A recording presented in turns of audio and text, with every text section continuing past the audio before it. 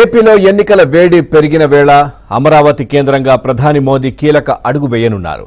మంగళగిరితో పాటు దేశంలోని 5 అఖిల భారత వైద్య విద్యా సంస్థలను ఇవాళ ప్రధాని జాతికి అంకితం చేయనున్నారు.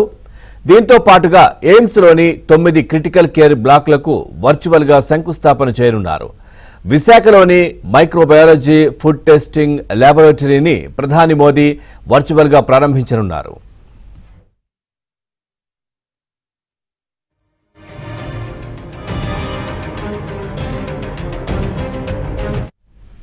అప్డేట్స్ మా కరెస్పాండెంట్ సాంబశివరావు అందిస్తారు. సాంబశివరావు,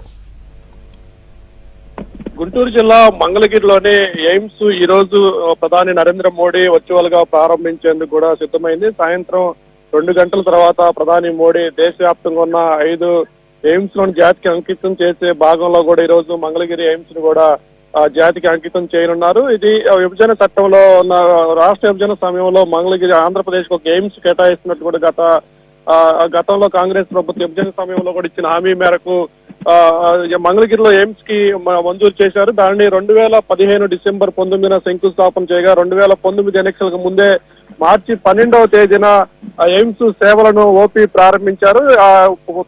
తొలి రోజు 44 మంది రోగులతో ఓపీ ప్రారంభమైన మంగళగిరి ఎయిమ్స్ ఇప్పుడు రోజుకి 2500 మందితో కూడా ఓపీ కూడా అక్కడ వైద్య సేవలు పొందుతున్నట్లు కూడా మనకి అధికార వర్గాల ద్వారా సమాచారం అందుతుంది. ఇప్పటి వరకు కూడా దాదాపు లక్షలాది మంది అక్కడ వైద్య సేవలు చాలా తక్కువ ధరకి బయట ప్రైవేట్ ఆసుపత్రులతో పోల్చుకుంటే ఇక్కడ ఉన్న ఎయిమ్స్ లో కూడా చాలా తక్కువ ధరలకి నాణ్యమైన వైద్యం, నిపుణులైన వైద్యులు అందుబాటులో ఉన్న పరిస్థితి అయితే ఉంది. ఈ రోజు మంగళగిరి ఎయిమ్స్ ను ప్రారంభిస్తున్న నేపథ్యంలో కూడా అక్కడ దానికి కొంత రాష్ట్ర ప్రభుత్వం సహకారం కూడా కొరవన్నట్టు కూడా తెలుస్తుంది. ఇప్పటి వరకు కూడా మంగళగిరి ఎయిమ్స్ 2019 నుంచి అనధికారికంగా ప్రారంభమైన ఇప్పటికీ మంచినీటి సదుపాయం పూర్తి స్థాయిలో అందించలేదనే ఒక సమస్య అయితే అక్కడ కొట్టిమిట్టాడుతుంది. మరోవైపు రవాణా సౌకర్యం కూడా పూర్తి స్థాయిలో లేకపోవడంతో కూడా ఆసుపత్రికి వచ్చే రోగులు ఇబ్బందులు పడుతున్న పరిస్థితి అయితే ఉంది. మంగళగిరి సమీపంలో ఉన్న కొండ ప్రాంతంలో 183 ఎకరాల విస్తీర్ణంలో 960 పడకల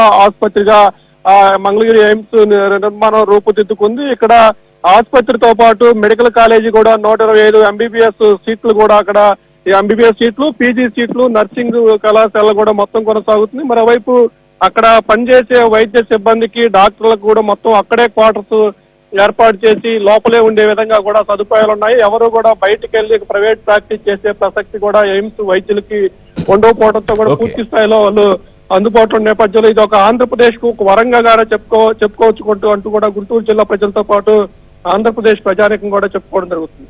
right, thank you Sambasivarao, thanks for the updates.